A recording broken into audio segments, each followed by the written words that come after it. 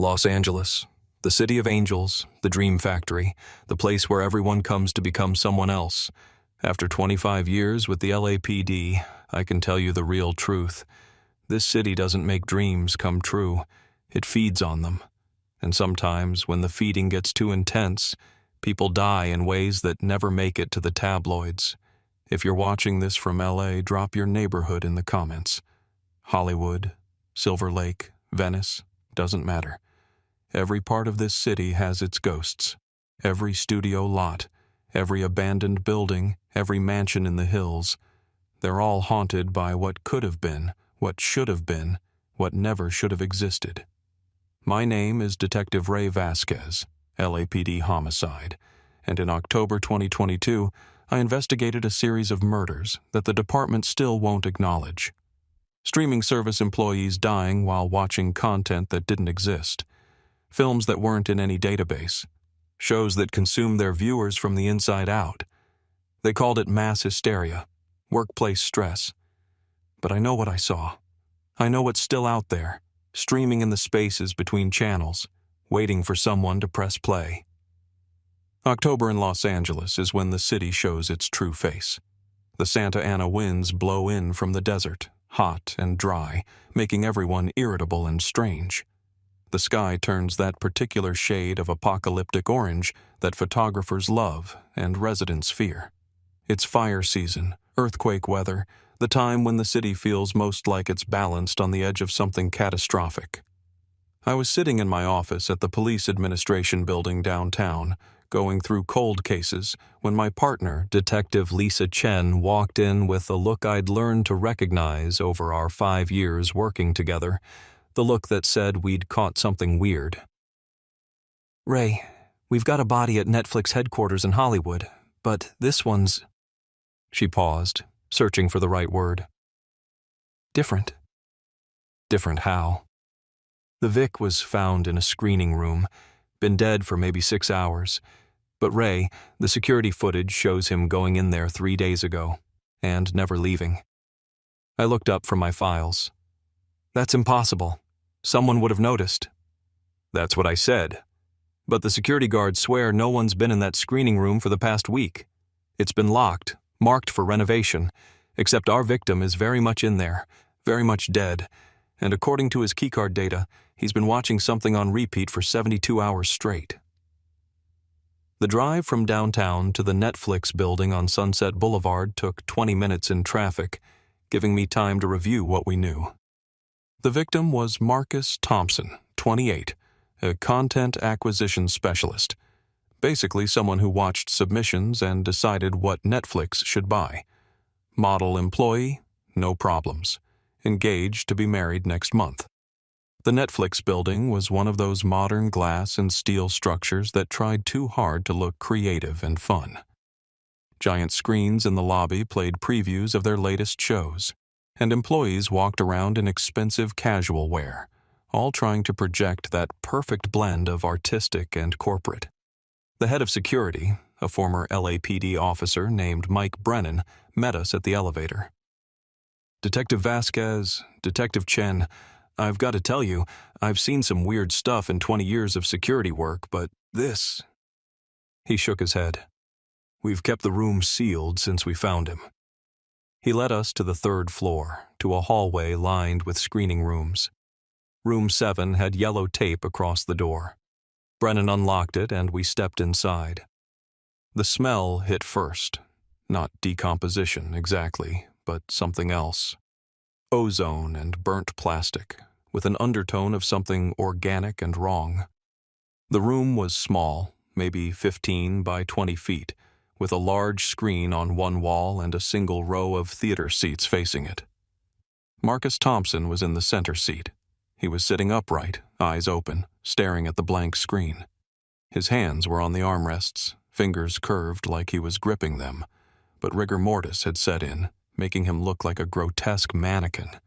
His expression was what got me, not fear or pain, but something like rapture, like he'd seen something so beautiful or terrible that it had frozen him in a moment of pure awe. "Jesus," Lisa muttered, pulling on latex gloves. What happened to his eyes? I looked closer and felt my stomach turn. Marcus's eyes weren't reflecting light properly. They were matte, like all the moisture had been drawn out of them. But more than that, there were patterns in the irises, geometric shapes that definitely hadn't been there naturally, like someone had etched fractals into his eyes from the inside. What was he watching? I asked Brennan. That's the thing. Nothing. The system shows this room's player hasn't been used in 2 weeks. It's not even connected right now. We disconnected it for the renovation. I looked at the blank screen, then at Marcus's fixed stare. So he sat here for 3 days watching nothing? According to the logs, yeah, but Detective... Brennan hesitated, then pulled out his phone. I took a photo when we first found him before you got here. Look at the screen. He showed me the photo. The screen wasn't blank. It showed static, but not normal static. There were patterns in it, shapes that almost resolved into images before dissolving again. And in the center, barely visible, was what looked like a figure. Tall, thin, wearing what might have been a suit from the 1920s. But when I looked again, Brennan continued, the screen was blank. The photo is the only proof I have that anything was there. Lisa was examining the player beneath the screen. This is weird. The player isn't just disconnected. It's been modified. There are components here I don't recognize. They look almost organic. I crouched beside her. She was right. Mixed in with the normal circuitry were what looked like veins or root systems, dark and pulsing faintly. They seemed to be growing out of the machine, spreading along the floor in thin tendrils that disappeared into the walls. We need to evacuate this floor, I said. Get forensics in here, but in hazmat gear. And nobody, absolutely nobody, turns on any screen in this building until we figure out what's going on. As we sealed the room and began evacuating employees, my phone rang. It was Captain Martinez from downtown. Vasquez, I don't know what you've stumbled into, but I just got a call from Amazon Studios in Culver City. They've got a body in exactly the same condition. Screening room, dead for hours, but logged as being there for days, watching something that doesn't exist. Same cause of death? That's the thing. The coroner can't determine a cause of death. The victims just stopped, like someone hit pause on their entire biological system. By the end of the day, we had 5 bodies across Los Angeles. Netflix, Amazon, Hulu, Apple TV Plus, and Paramount Plus. All content acquisition specialists. All found in screening rooms. All with those same fractal patterns etched in their eyes. All watching something that didn't exist on machines that weren't supposed to be working. Lisa and I set up a command center at PAB, trying to find connections between the victims.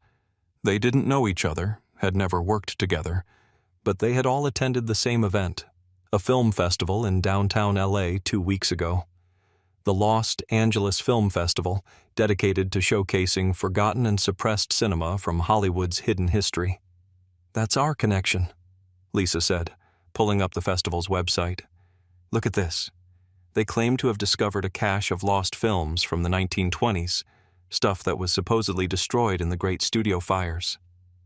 The website was bizarre. The design looked modern, but felt old, like someone had tried to recreate the aesthetic of a 1920s movie poster using current web technology. The films they'd showcased had names I'd never heard of. The Silver Scream, Shadows on Sunset, The Final Take, Studio 13. Who organized this festival? I asked. Lisa clicked through to the About page, and we both froze. The organizer was listed as one William Whitmore, veteran filmmaker and preservationist. The photo showed a thin man in an old-fashioned suit standing in front of what looked like the Hollywood sign, except the sign in the photo said Hollywoodland, which meant it was from before 1949, but the festival had happened 2 weeks ago. This has to be a reproduction photo, Lisa said, but her voice was uncertain. I called the venue where the festival had been held, an old theater on Broadway that had been closed for renovations. The manager answered on the 3rd ring. The Los Angeles Film Festival? Never heard of it. This theater's been closed for 6 months. Nobody's been in here except construction workers. But when we pulled the city permits, there it was. A 1-week permit for the Los Angeles Film Festival, signed and approved. The signature on the permit was impossible to read, just a series of loops that hurt to look at too long. That night, I went home to my apartment in Los Feliz, trying to make sense of what we'd found. 5 dead streaming service employees, a film festival that did and didn't happen, lost films from the 1920s, and those patterns in the victims' eyes, fractals that seemed to move when you weren't looking directly at them. I was going through the festival website again when I noticed something. Each of the films they'd showcased had a trailer. I clicked on one, The Silver Scream. The video player loaded, but instead of a play button, there was just static. The same kind of static Brennan had photographed in the Netflix screening room. And in that static, I could almost see something. Shapes, figures, a story trying to tell itself. I leaned closer to my laptop screen, trying to make out what was in the static. The patterns were hypnotic, pulling me in. I could almost hear something now. Music, maybe, or voices, distant and distorted. The static began to clear, and I saw a figure in a 1920s suit standing in what looked like an old Hollywood studio. He turned toward the camera, and his face. My phone rang, snapping me out of it. I blinked, disoriented. According to my laptop clock, 3 hours had passed. 3 hours I couldn't remember, just staring at static. It was Lisa. "Ray, we've got another body, but this one's different. This one's still alive." The victim was Jennifer Park, a development executive at Disney+. She'd been found in her office, sitting at her desk, staring at her computer screen. Like the others, she'd been there for days according to the logs, but nobody had noticed. She was catatonic, unresponsive, but her vital signs were stable. What made her different was that she was still watching. On her screen was static, but when we looked at it through phone cameras or any digital recording device, we could see what she was seeing. It was a film, black and white, silent, and it was impossible.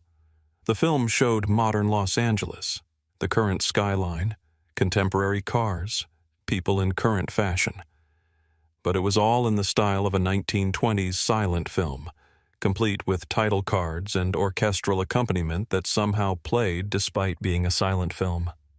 And throughout it, weaving between the scenes, was that same figure in the old suit. "My God," Lisa whispered, recording the screen with her phone. "It's showing the city now, but as if it existed then, or showing then as if it's now. I can't tell which." As we watched, a title card appeared. The Final Cut, a William Whitmore production, filmed in Hollywoodland, 1923-2023. Both dates. Impossible. Another title card, starring you. And then we saw ourselves, on the screen, in the film. Lisa and I, dressed in 1920s clothing, investigating a murder in a Hollywood that was both old and new, both then and now. We watched ourselves discover bodies, follow clues, all in the jerky, sped-up motion of a silent film. But we weren't acting. These were our actual movements from the past few days, somehow translated into this impossible film format. Everything we'd done since finding Marcus Thompson's body was there, rendered in silver nitrate and shadows. "Turn it off," I said, reaching for the computer. "Wait," Lisa grabbed my arm. "Look."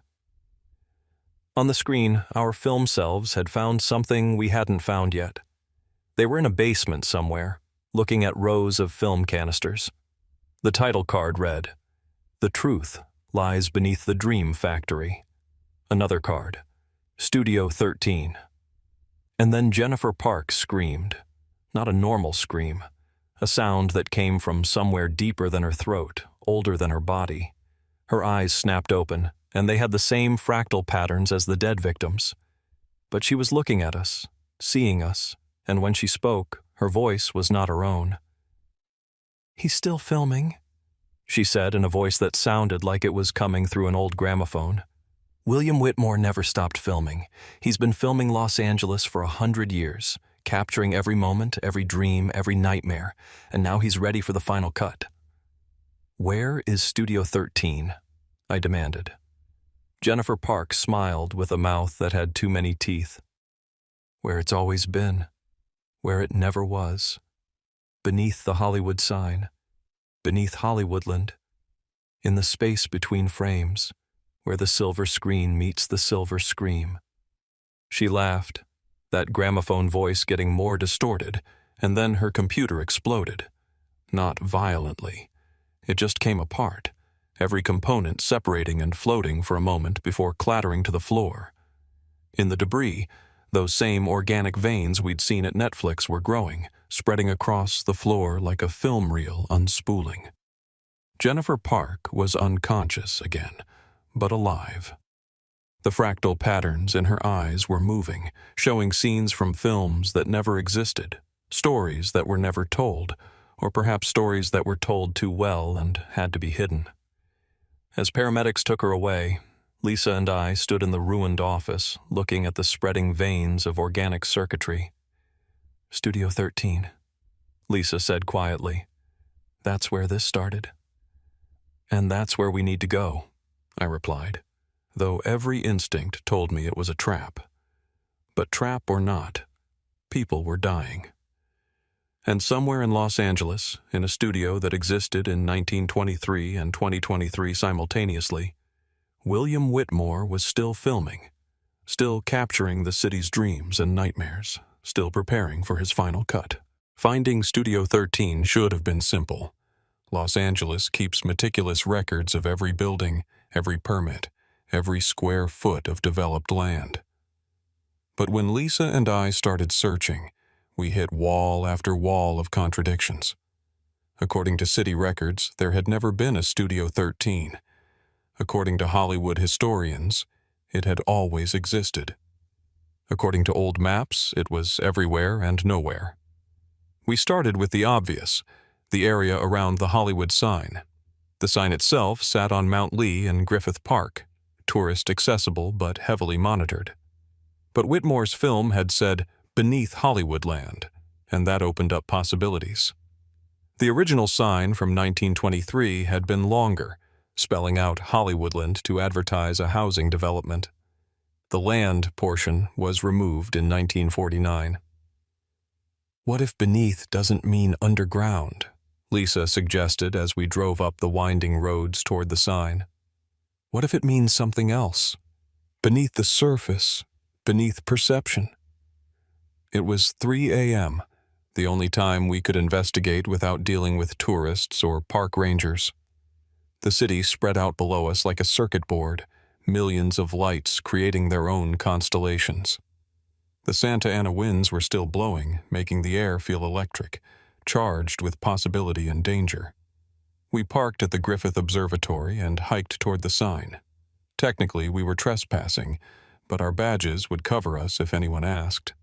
The trail was dark, our flashlights creating dancing shadows among the chaparral and twisted oak trees. Every sound, the rustle of leaves, the distant howl of a coyote, seemed amplified in the darkness. As we got closer to the sign, I noticed something odd. My phone was glitching, the screen flickering between different displays. One moment it showed 2022, the next 1923. The GPS couldn't lock onto our position, the blue dot jumping randomly across the map. "You feel that?" Lisa asked, and I realized what she meant. The air was different here, thicker. It felt like walking through invisible curtains, each step taking us through another layer of something. We reached the access road behind the sign, and that's when we saw it. Not a building, but a distortion.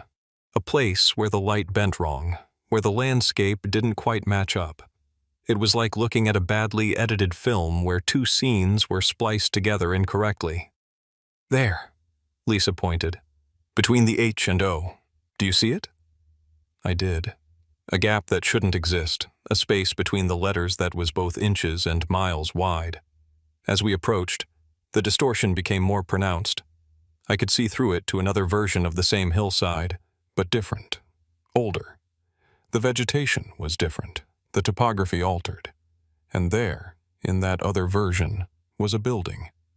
Studio 13 was a modest structure by Hollywood standards, a single-story building that looked like it had been built in the 1920s and abandoned shortly after.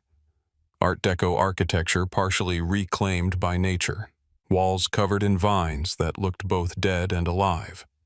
A sign above the entrance, barely legible, read, "Whitmore Productions, Studio 13, the future of cinema." "How do we get to it?" Lisa asked. I reached toward the distortion and my hand passed through. But it felt wrong, like pushing through cold honey that sparked with electricity. I could feel both versions of the hillside simultaneously, the now and the then occupying the same space. "Together," I said, taking Lisa's hand. "On 3. We stepped through. The sensation was indescribable. Every nerve in my body fired at once, sending contradictory signals. I was falling and standing still, freezing and burning, existing and not existing. For a moment that lasted forever and no time at all, I could see all of Los Angeles. Every version of it, from the Tongva villages to the Spanish missions to the modern metropolis, all superimposed on each other like a multiple exposure photograph. Then we were through, standing in front of Studio 13. The air here was different. It had a quality to it, like the atmosphere in old films, slightly grainy, slightly silver. The sounds of modern LA were gone, replaced by a distant music, orchestral, tinny, like a soundtrack played on degrading equipment. "Our phones are dead," Lisa noted, checking her device. Not powered off. Dead, like they'd never worked at all. The door to Studio 13 was open. Not ajar, but purposefully open, inviting. Inside, we could see the flicker of light, like a projector running. We entered, weapons drawn but feeling useless. What good were guns against something that existed in multiple times simultaneously? The interior was a single large room, filled with film equipment that spanned a century. Hand-cranked cameras from the 1920s sat next to digital rigs from the 2020s. Film canisters were stacked everywhere, labeled with dates that hadn't happened yet and dates that were impossibly old. The walls were covered in screens, not mounted but somehow part of the walls themselves, showing different scenes from Los Angeles's history all playing simultaneously. And in the center of it all, behind an editing desk that looked like it was made from multiple decades of technology fused together, sat William Whitmore. He was exactly as he'd appeared in the photograph, thin, gaunt, wearing a suit that was both brand new and a century old. When he turned to us, his face was wrong, not deformed, but existing in too many moments at once. I could see him young and old, alive and dead, all superimposed on each other.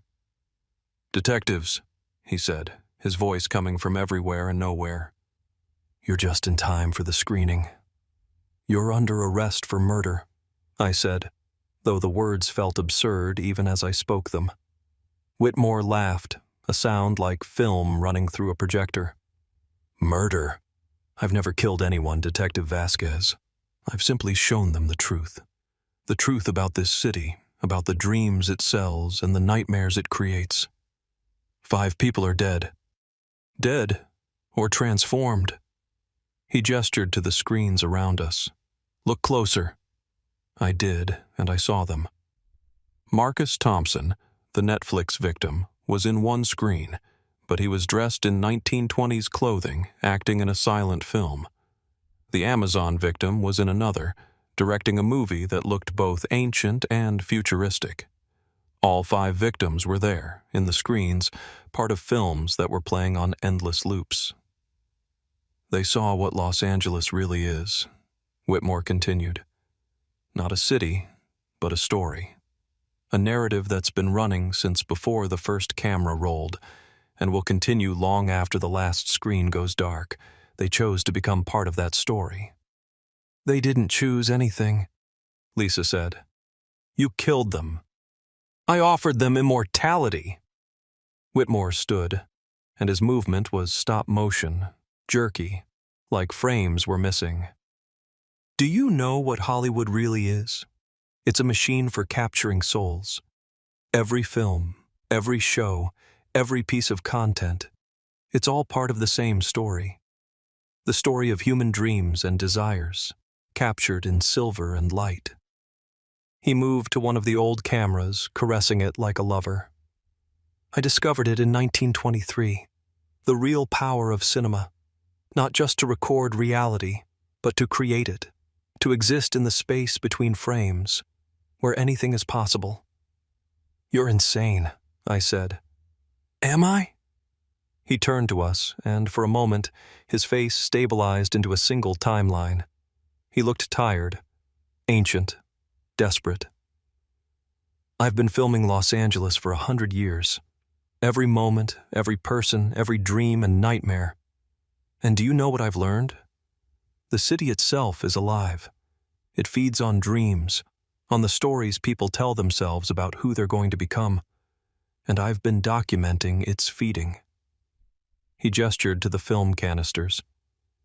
Every person who's ever come to LA to make it big, to become someone, to live their dream, they're all here. Their stories, their essence, captured forever. The successful ones, the failures, the forgotten ones, all part of the grand narrative. And the streaming services? Lisa asked. The evolution of the medium, film, television, streaming, it's all the same hunger, the same feeding, but the digital age made it possible to do what I'd only dreamed of in 1923, to make the audience part of the show, to literally consume the viewers. He walked to his editing desk, hands moving over equipment that shouldn't work together. Analog and digital, past and future. The films I showed at the festival, they were tests. Seeing who was receptive, who could see beyond the veil of normal reality. Your victims, they saw the truth. They saw that every piece of content is connected, part of a larger organism that feeds on human attention, human emotion, human dreams. That's why they died watching nothing, I realized. They weren't watching nothing. They were seeing everything. The entire history of Los Angeles media, all at once. Precisely! Whitmore clapped, the sound echoing wrong. They saw the final cut. The ultimate edit of everything that's ever been filmed in this city.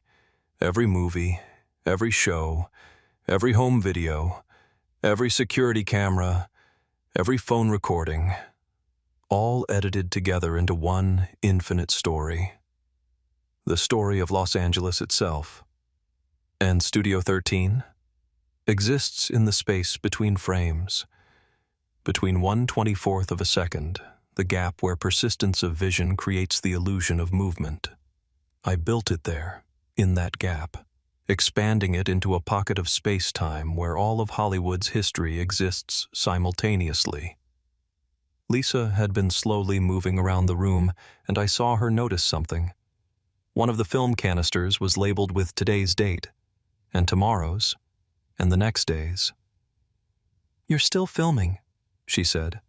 You're filming things that haven't happened yet. Whitmore smiled, proud like a teacher whose student had finally understood. Time is just another dimension to edit. Once you exist between frames, you can see all the frames at once. Past, present, future. It's all just footage to be arranged. He pulled out the canister Lisa had noticed. Would you like to see how your investigation ends?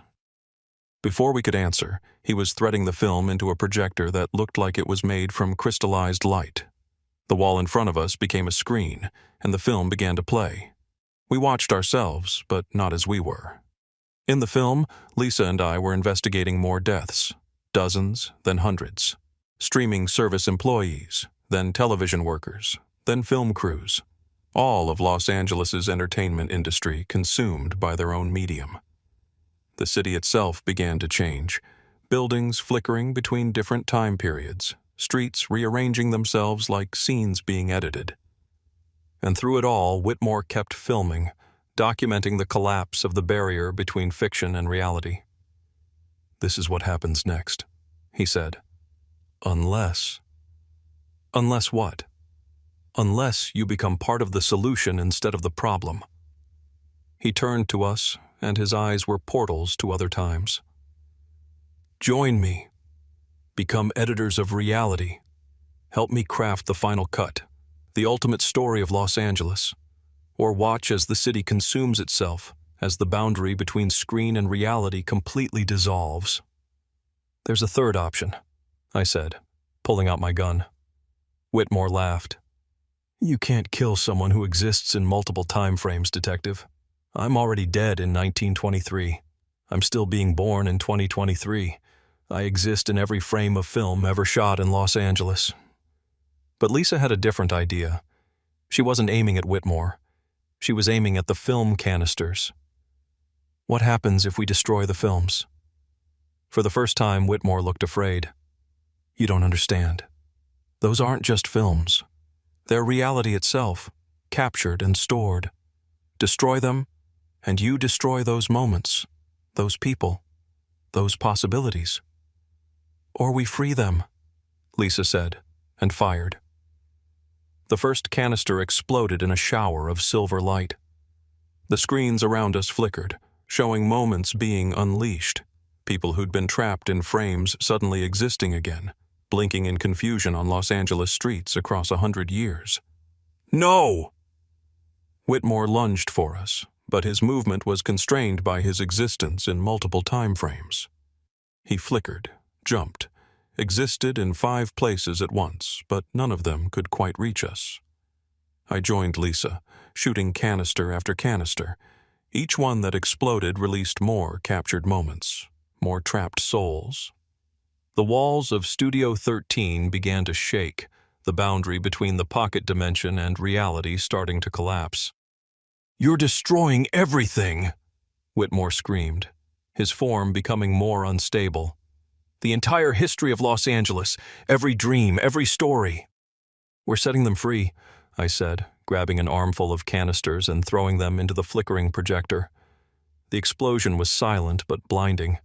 Light poured out of the projector, not regular light, but the light of pure possibility.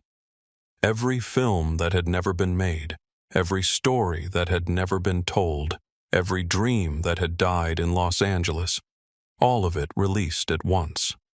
Whitmore screamed, a sound like a film reel breaking, and then he was gone.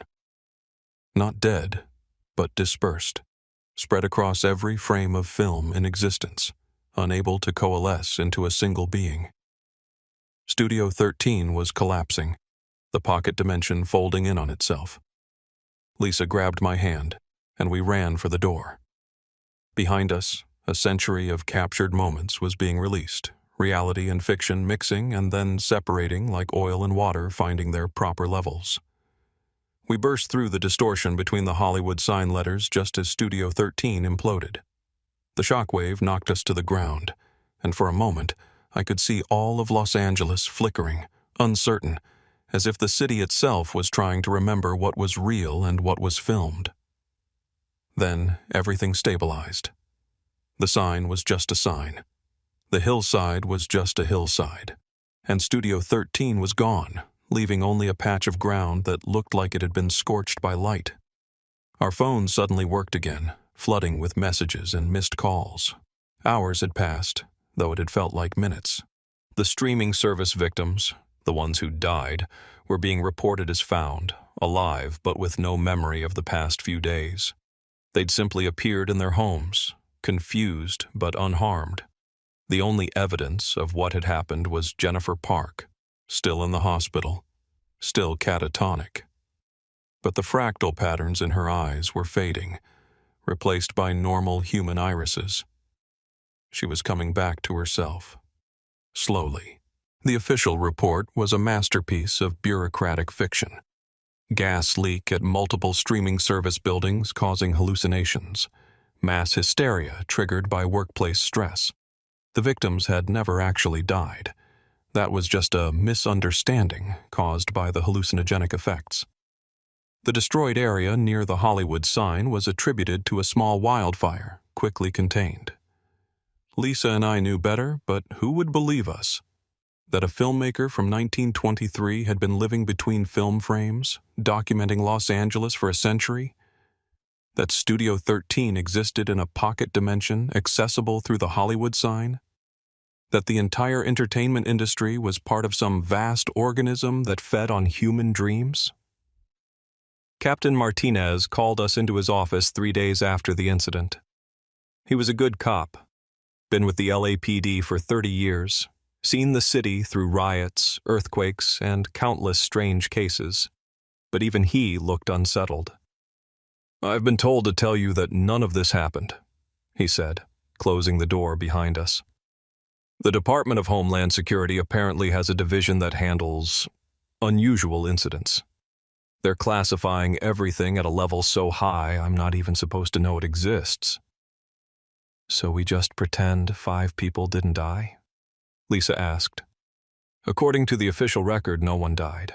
The 5 victims are all alive, back at work, with no memory of the events." Martinez paused.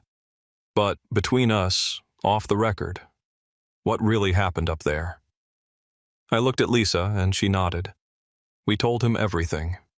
Whitmore, Studio 13, the films that captured reality, the final cut that would have merged all of Los Angeles's media history into one infinite loop. Martinez listened without interrupting, his expression cycling through disbelief, fear, and finally a tired acceptance.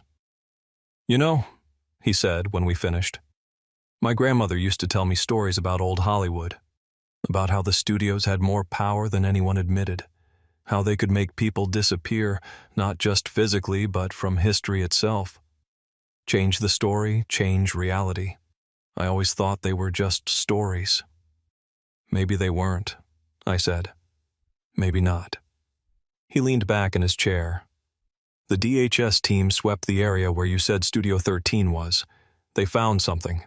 Residual energy readings that don't match anything in known physics, and film fragments, pieces of film that show things that never happened or haven't happened yet."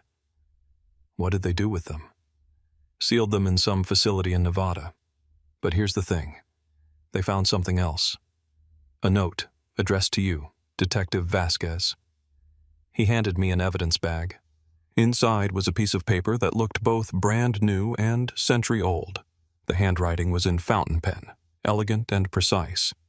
"The show must go on," it read. "Every story needs a sequel. W.W." William Whitmore, somehow even dispersed across every frame of film in existence, he was still conscious, still planning. That night I went home to my apartment and tried to return to normal life. I made dinner, watched the news, tried to pretend that I hadn't seen behind the curtain of reality, but I couldn't shake the feeling that I was being watched. Not by cameras or surveillance, but by something in the space between frames, in that 1/24th of a second gap where persistence of vision creates the illusion of movement. I was getting ready for bed when my television turned on by itself. Static filled the screen, but not random static. There were patterns in it, shapes that almost resolved into images. I reached for the remote, but before I could turn it off, the static cleared. It was showing my apartment, my living room, from an angle that didn't match any possible camera position. And in the image, I could see myself, but I was dressed in clothes from the 1920s, sitting at a desk that didn't exist in my real apartment, writing in a journal. The me on the screen looked up, directly at the camera, directly at me. "You destroyed one studio," the other me said, but the voice was Whitmore's. "But there are 12 more, 13 studios for 13 stories that define Los Angeles. You found the first. Can you find the rest before they find you?"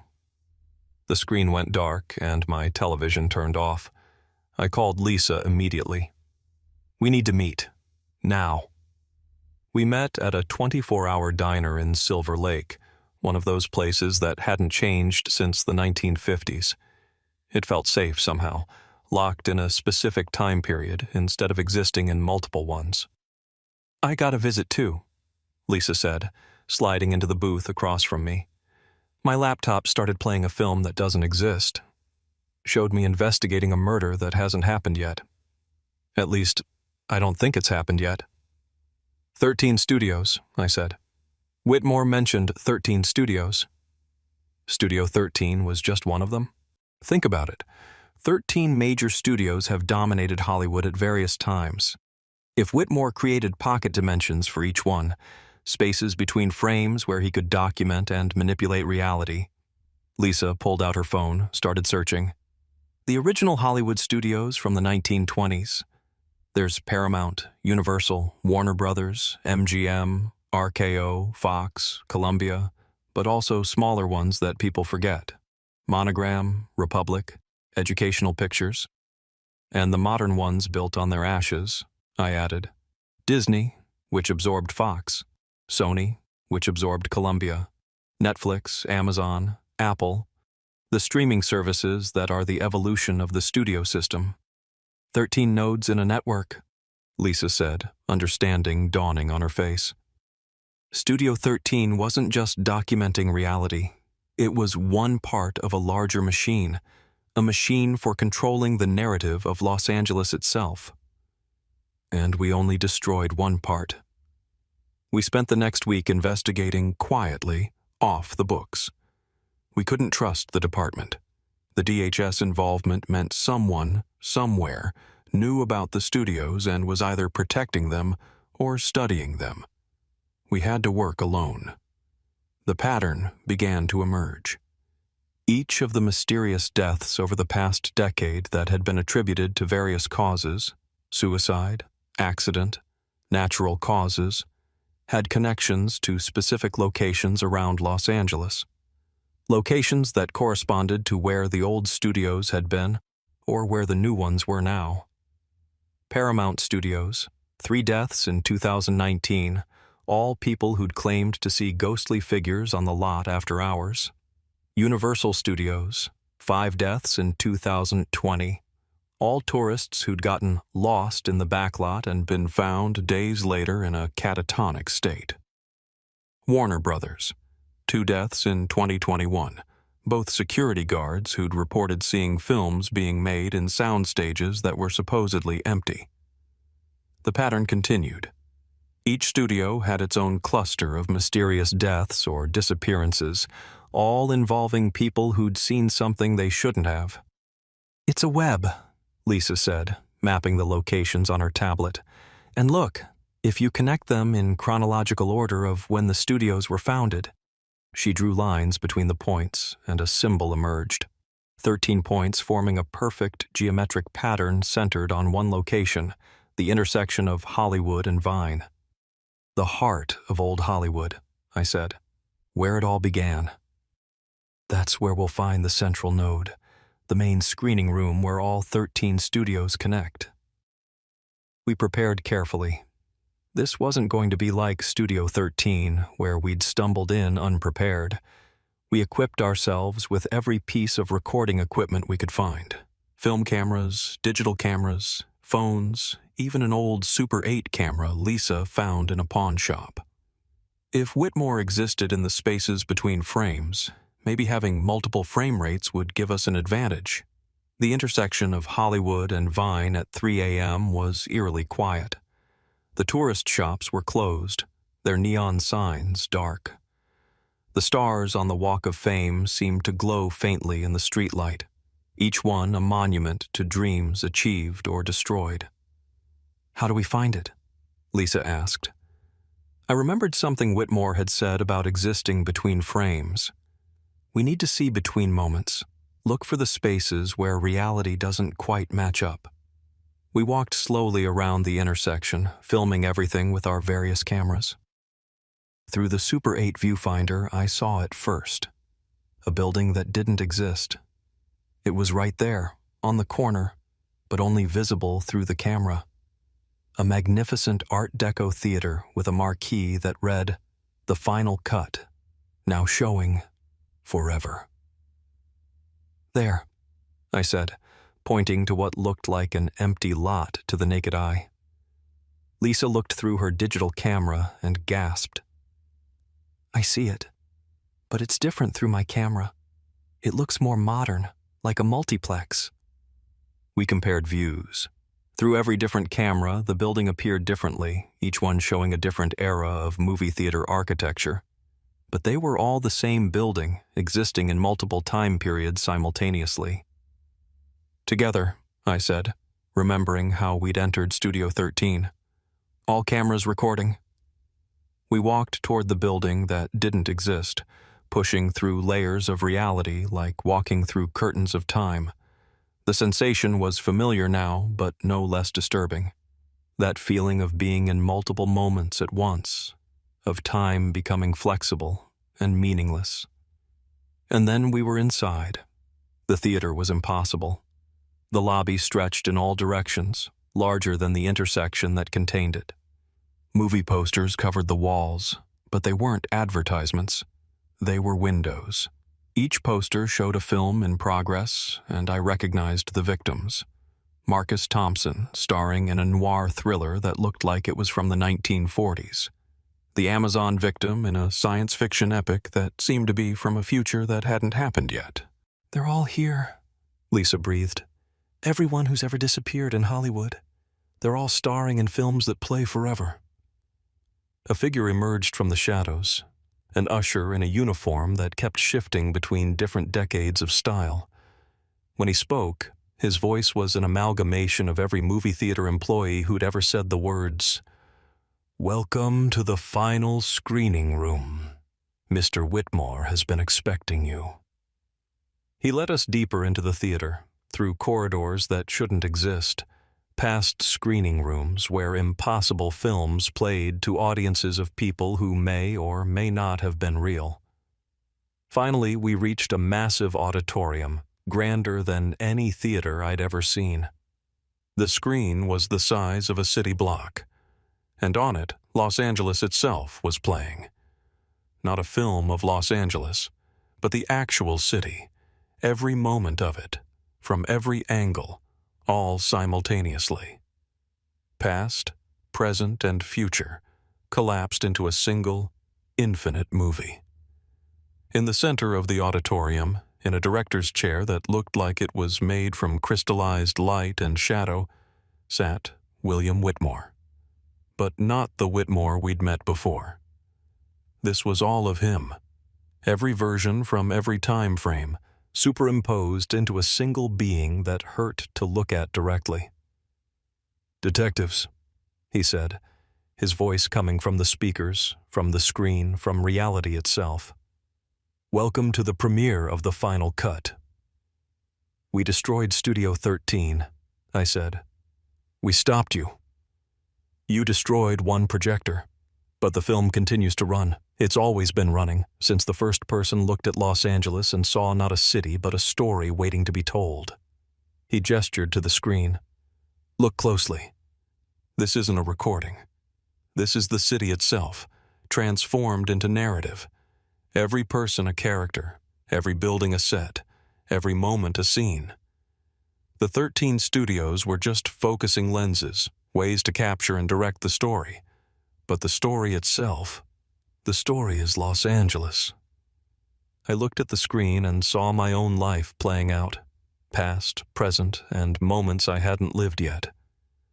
I saw myself as a child, deciding to become a cop after watching too many police procedurals. I saw myself dying, multiple possible deaths in multiple possible futures. I saw myself in films I'd never been in, living lives I'd never lived. "This is what the city really is," Whitmore continued. "A machine for turning reality into fiction and fiction into reality. Every person who comes here becomes part of the story. Every dream adds to the narrative. Every nightmare feeds the plot." "And you control it all?" Lisa asked. "I document it. I edit it. I try to give it structure, meaning. Without me, without the 13 studios, the story would spiral out of control. Reality and fiction would completely merge. Los Angeles would become a living dream, a nightmare you can never wake from." That's what's been happening, I realized. The streaming service deaths, the disappearances, they're not your doing. They're happening because we destroyed Studio 13. We disrupted the system. Whitmore nodded, his multiple selves briefly aligning into a single sad smile. You thought you were freeing those people, but you were releasing unedited footage into reality. Stories without structure, narratives without ending. They're infecting the city, turning it into chaos. As if to prove his point, the screen showed Hollywood Boulevard. But it was wrong. Buildings were shifting between different time periods. People were aging and getting younger seemingly at random. A film shoot was happening, but the cameras were filming the crew while the actors operated the equipment. How do we fix it? Lisa asked. You can't, Whitmore said.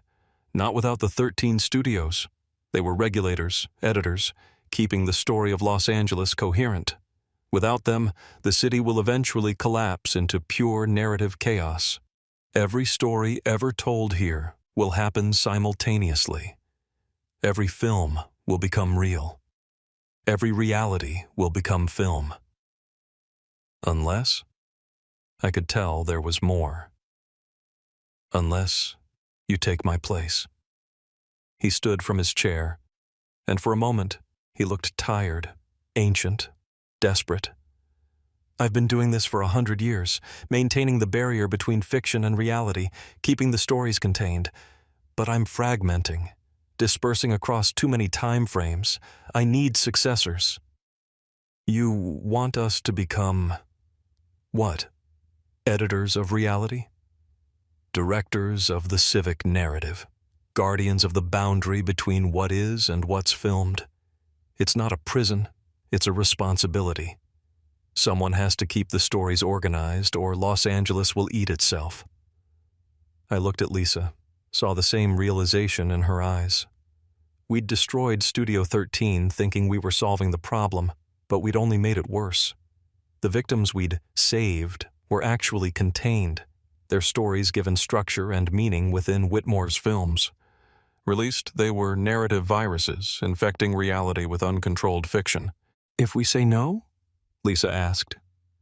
Whitmore gestured to the screen. The chaos was spreading.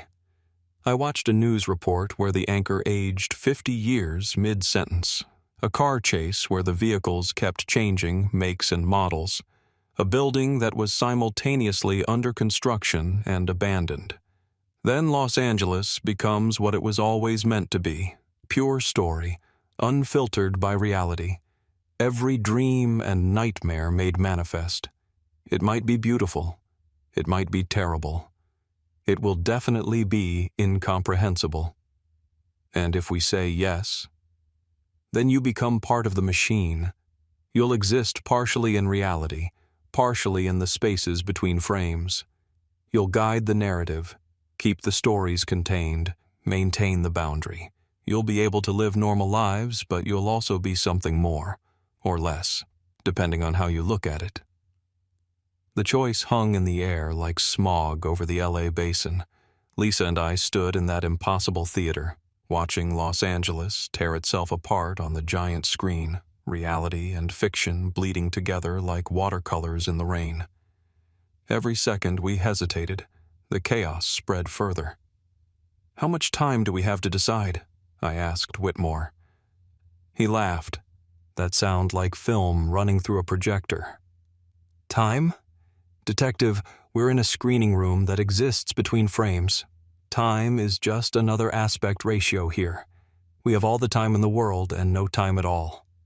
On the screen, I watched a news helicopter filming what should have been a routine traffic report turn into something else. The pilot was suddenly speaking in title cards, like a silent film character. The helicopter itself flickered between being a modern aircraft and a Wright brothers prototype. Below, the 405 freeway was simultaneously empty and packed with cars from every decade since the 1920s. Show us what it would be like, Lisa said suddenly. If we took your place, show us what we'd become. Whitmore gestured to the screen, and it changed. Now it showed us, but different versions. I saw myself sitting in an editing room that existed in multiple dimensions, cutting together footage from thousands of cameras across Los Angeles. But I wasn't just editing video, I was editing reality itself, moving events from one timeline to another, ensuring that stories had beginnings, middles, and ends, keeping the narrative coherent. Lisa's alternate self was in a writer's room that looked like it existed in every studio simultaneously. She was crafting storylines, but the stories became real as she wrote them. A crime drama she scripted played out on actual streets. A romance she penned brought real people together. A horror story she outlined. I looked away before I could see what that became. "We'd be gods," Lisa whispered. "No," Whitmore corrected. "You'd be editors. There's a difference. Gods create from nothing. Editors work with what exists, giving it shape and meaning. You wouldn't control Los Angeles. You'd guide its story, keep it from becoming an incoherent mess." "And if we refuse?" I asked, though I already knew the answer. The screen showed us that future too. Los Angeles collapsed into narrative chaos within weeks. Every story ever told in the city happened simultaneously. The dead walked Sunset Boulevard because they did in zombie films. Dinosaurs roamed Universal Studios because of Jurassic Park. The city became every version of itself at once. The noir LA of the 1940s, the beach paradise of the 1960s, the neon dystopia of Blade Runner, all superimposed on each other. And in that chaos, people went mad. Unable to distinguish between their real lives and the characters they'd played or watched, they became lost in an endless loop of stories without resolution. The city became a living screenplay with no final draft, constantly rewriting itself. 13 studios, 13 editors, Whitmore continued, each one maintaining a different aspect of the city's narrative. Paramount handles the classic stories, the established narratives. Universal manages the spectacles, the large-scale events. Warner Brothers maintains the balance between light and dark. Disney. He paused, a flicker of distaste crossing his many faces. Disney sanitizes, makes things palatable. Each studio has its role. And Netflix? Amazon? The streaming services? Lisa asked. The evolution of the system. They don't just maintain stories. They personalize them. Every person in Los Angeles gets their own narrative, tailored to their viewing history, their desires, their fears. The algorithm doesn't just recommend content, it shapes reality to match preferences. I thought about the victims, how they'd all been content acquisition specialists. They saw behind the curtain. They realized what they were really doing. And the knowledge broke them, or transformed them, depending on your perspective.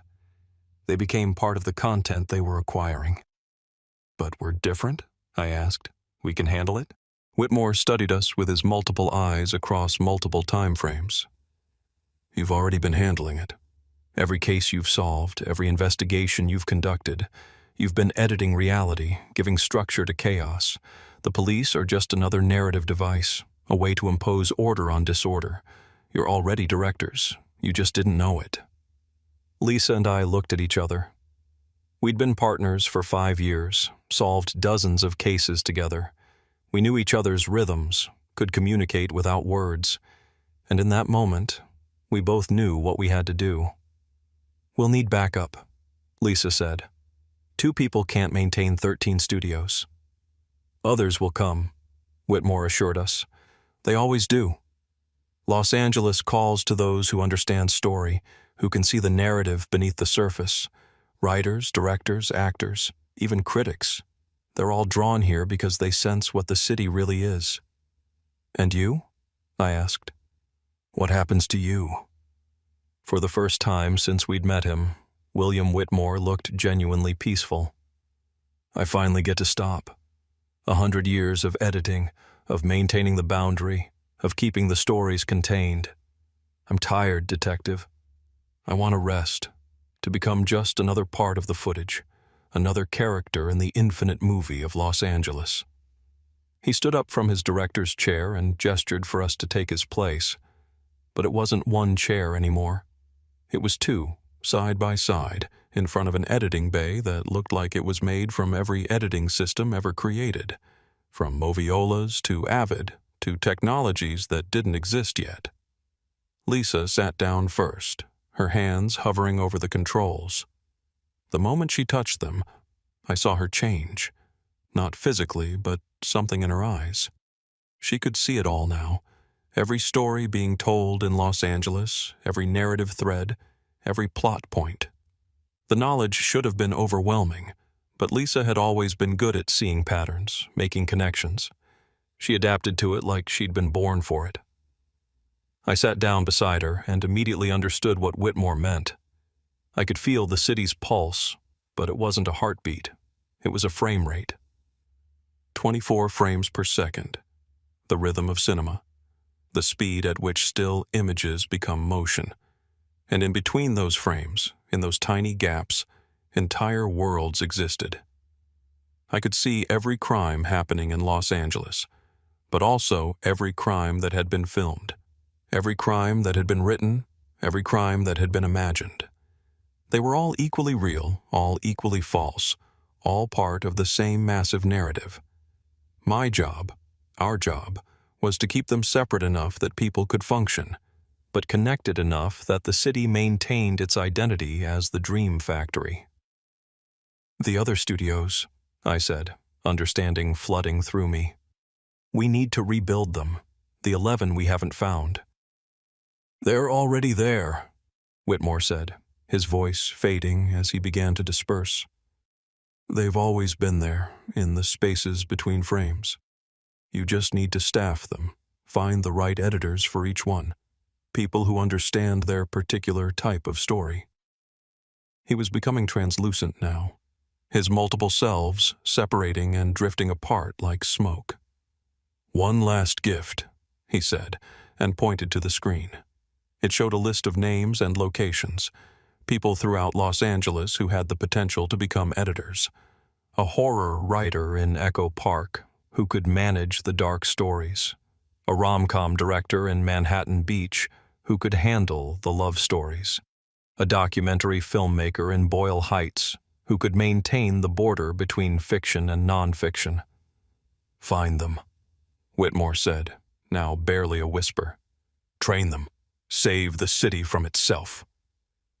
And then he was gone, dispersed into the infinite footage of Los Angeles, finally free from his century-long vigil. Lisa and I sat in our chairs, hands on the controls, and began our work. On the screen, we could see the chaos starting to stabilize. The helicopter pilot stopped speaking in title cards. The 405 freeway settled into a single timeline. Buildings stopped shifting between decades. But it was delicate work. Every edit we made rippled through reality. Cutting one scene too short could end someone's life prematurely. Extending another could trap someone in an endless loop. We had to be careful, precise, artistic. We need to establish rules, Lisa said, her fingers dancing over controls that existed in multiple dimensions. Principles for how we edit.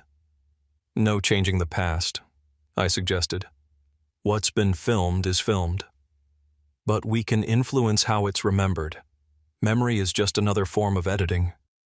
No creating people from nothing. Every character needs to be based on someone real.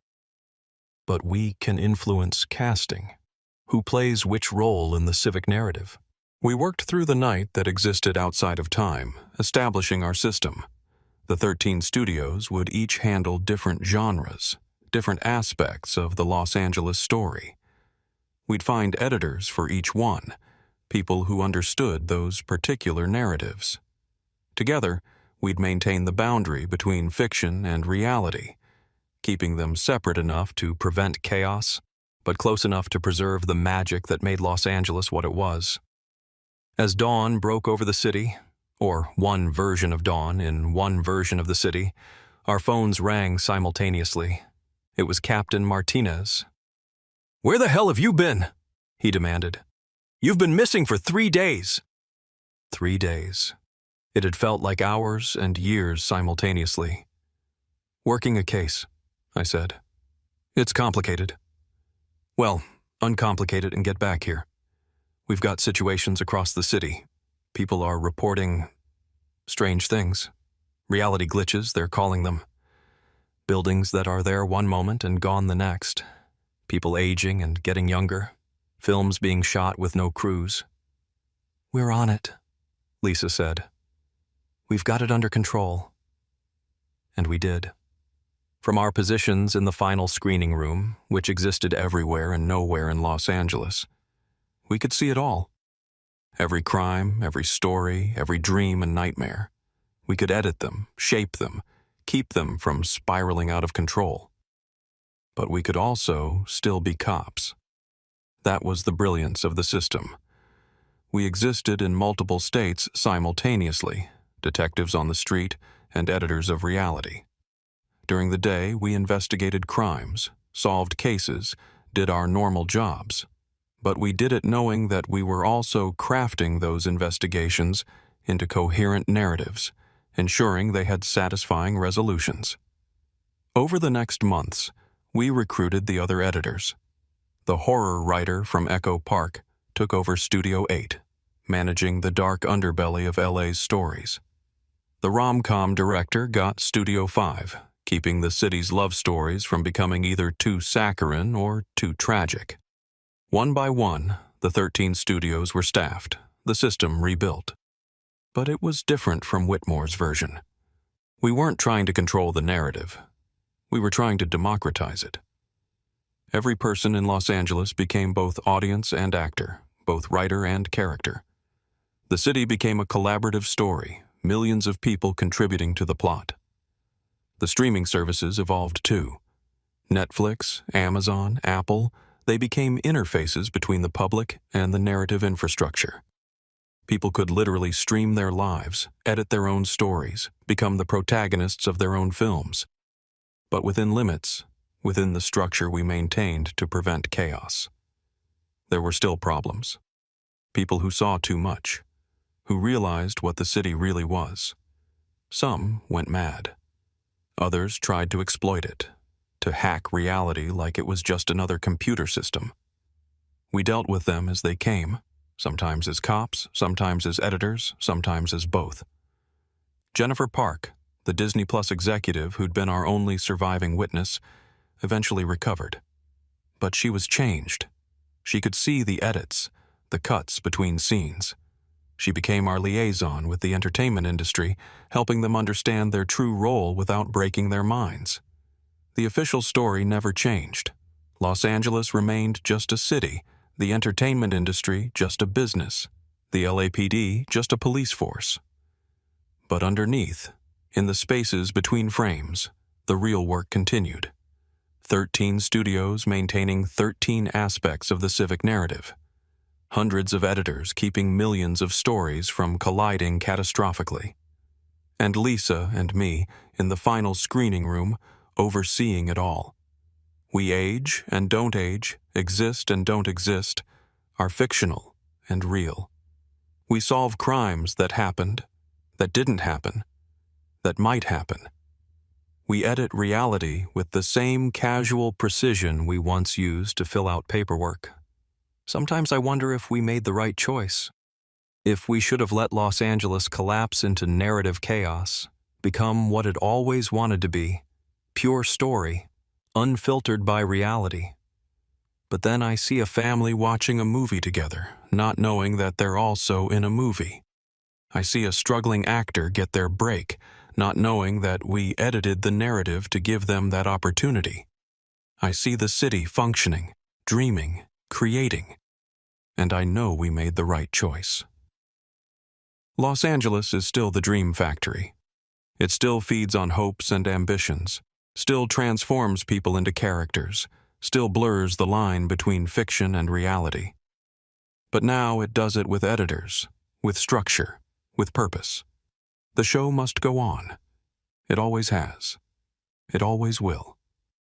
And from our seats in the final screening room, Lisa and I make sure it goes on correctly, frame by frame, scene by scene, story by story. We are the directors of the Los Angeles narrative, and the film is far from over. End recording. This file was found on a computer in the LAPD Police Administration Building. The computer was not connected to any network, had no power source, and according to IT, shouldn't have been functional. Detective Ray Vasquez and Detective Lisa Chen are real LAPD officers with exemplary records. When asked about this document, they claim no knowledge of it. However, since its discovery, reported reality glitches in Los Angeles have decreased by 78%. The LAPD has no official comment on this correlation. The 13 major entertainment companies in Los Angeles have all recently created new positions: narrative consistency specialists. The job descriptions are classified. If you experience a reality glitch in Los Angeles, do not be alarmed. The editors are aware and are working to resolve the continuity error. The show must go on. It always does in Los Angeles.